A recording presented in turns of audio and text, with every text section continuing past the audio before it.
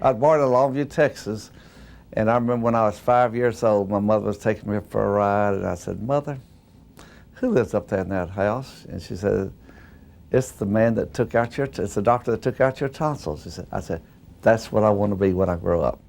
And then when I was 10 years old, we moved to Spring Hill, Louisiana.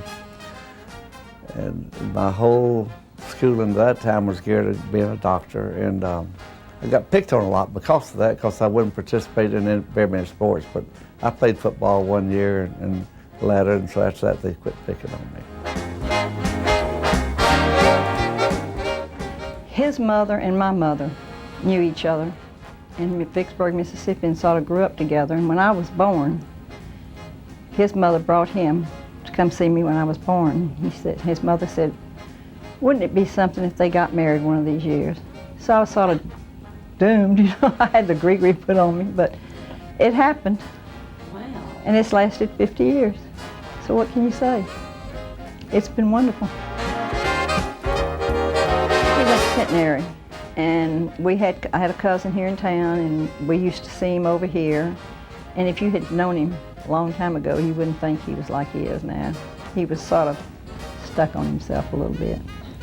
But he's just completely changed, and I'd see him, and he was with somebody else, and I was with somebody else, and then we went to a wedding, and one of his sisters said, "See that girl over there, why don't you go dance with her?" And that's when it started. So from then on, I was hooked.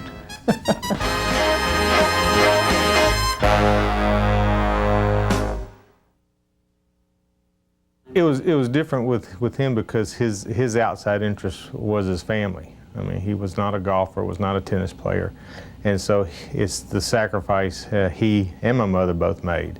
You know, they put us first, and they still do. We were, you know, more important to them than other things that were going on in their life. I remember stories that my daddy used to tell. I can remember in El Paso, when he was in the Air Force, memories of riding on a red scooter, where he would sit me on one leg and my sister on the other and take us for rides in the desert outside of, I think it was Fort Bliss. He always instilled in us a strong belief in family. Family came first, work came second. Home where the river runs cold, the water tastes good, the winters ain't cold. You know, growing up, it was just, you know, he always wanted you to do right. He had his ways about him that this is how he was brought up, and this is the way he wants you to be brought up. And, you know, he stresses family, stresses church, and, you know, just good, loving relationships. He's just wonderful. Home where the trees grow tall, the home fires burn, the whippoorwills call. Whippoorwills call. There was struggles, there was times. We lived in New Orleans, and the lady where we rented to nothing but medical students for $65 a month. And the people across the street had a grocery store, and they would feed us when we didn't have money to pay for our food. So yes, we did struggle, but we made it, and we're all the better for it. And we've been back down. We took the kids to see where we used to live, and they said, "You used to live here?" I said, "Yes," because we lived up over a neighborhood bar. The 3 apartments were over a neighborhood bar, and there was good times down there, and I wouldn't trade them. Go to sleep, you little babe. Go to sleep, you little babe. Well, he's taking care of my children, he's taking care of my grandchildren. If I am fortunate enough to have great-grandchildren and he's still in practice, he'll probably take care of them. I have absolute confidence in his recommendations. If he told me to go out and cut the grass and feed it to my children, I'd probably do it because I have absolute confidence in whatever he says. You're sweet. Jennifer and Maggie came in one weekend, and Jennifer was sick when she got there, and I told her, I said, "Look, why don't you let me make you an appointment with my doctor and go get a shot?" And this was on a Friday, and I got off work early and came home thinking I'd make her an appointment and let her go to the doctor. And I asked her sister, I said, "Where's Jennifer?" And she said, "Well, she went to the doctor. And I said, well, did Mom make her an appointment? She said, no, she went to her doctor. And I said, well, who's her doctor? And she said, well, she went to Dr. Mack. Jennifer was 20, okay? So I said, that's not fair to Dr. Mack. You can't continue to go to Dr. Mack. She said, well, she said that's her doctor and that's where she's going. So when she came home, I asked her, I said, did you go to the doctor? She said, yep. I said, who'd you go to? She said, I went to my doctor. I said, Jennifer, you can't go to Dr. Mack. She said, Dad, said, Donald's not just my doctor, Donald's my buddy. But she said, I will tell you, when they call my name out and I'm sitting in there with all these babies, I went to the window and the nurse looked around and she said, where's the 20-month-old baby? And she said, that's not 20 months, that's 20 years and I am the baby. Loving baby. You see, Donald, the first words out of his mouth are something about St. Jude's. When they did the biopsy, they said it was 99% sure it was osteosarcoma. I have acute lymphocytic I think Donald just leukemia. had a vision for what St. Jude's could be for children, and I think that vision became part of his heart and soul. And they're in a race against time, and even at their age, they know it. There's reason. I think if anybody at this dinner had the opportunity to go to St. Jude's with Donald for a tour, for a visit, I don't think you would ever be the same again. It's just incredible. I have rhabdomyosarcoma. Well, I went in practice 6 weeks and had my first childhood, a child with leukemia, and he lived about 4 months. Acute lymphocytic leukemia.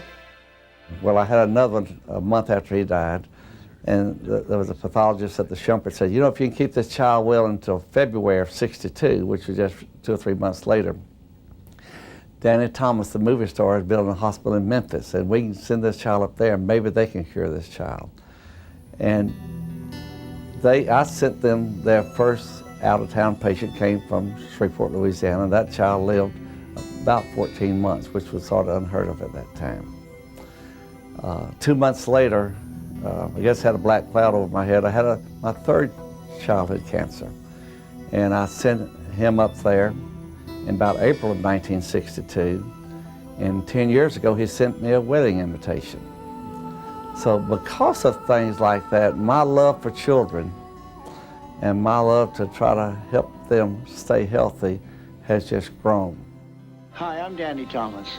The valuable work at St. Jude is saving so many lives. And one of my best memories is when we went to Washington, and my grandfather took me and my family to Washington, and we went to St. Jude and met Danny Thomas, and that's one of my best memories of my grandfather.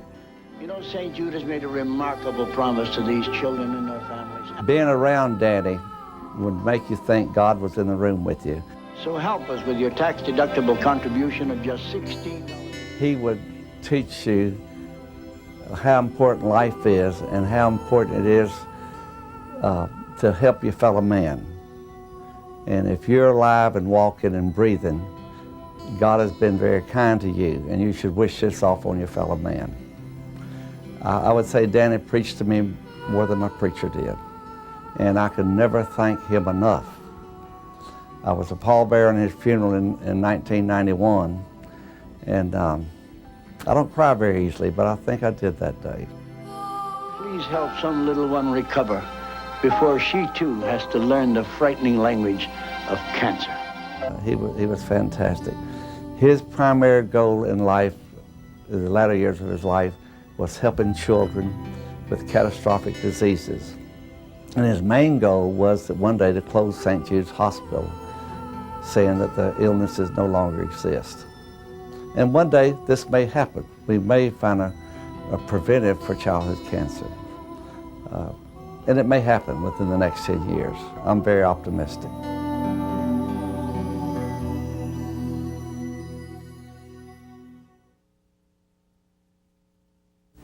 Thank you, Junior Achievement, for honoring my father, Dr. Donald Mack. One of the goals of Junior Achievement is to inspire young people to value free enterprise and entrepreneurship. This goal, with a strong work ethic, defines my father. By example, he showed us and taught us that honest hard work brings numerous benefits to yourself, your family, and your community. I am very proud of that. Thanks, Dad. I remember you. You're the one. Everything we've talked about would never happen without my wife.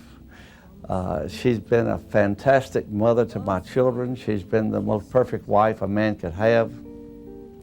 And we're going to stay married at least 25 more years. And, but I could not exist without her.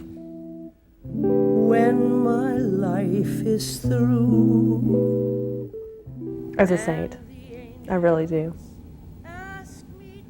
He'll always be remembered in this community and around this area especially, and the hearts and minds of so many families. I remember too. You just don't meet many people in your life that are so dedicated to their community like Donald Mack. And you know, the things at St. Jude's and all those things that we know of him, he's certainly deserving of honors because of being involved in those things, but he's involved in so many other things that people don't know about, which makes him really remarkable. And he's just a kind man. He's a gentle man, and that's it's a pleasure to know him and to be called one of his friends. When my life is through. I think it takes people like Donald Mack to make a city or a town into something more than just a list of names in the phone book. And the angels. I don't know of anybody I've ever met like him. He's a hero. The thrill of them all. He's just a wonderful person, and you just wish that everybody had the opportunity to have him as a father.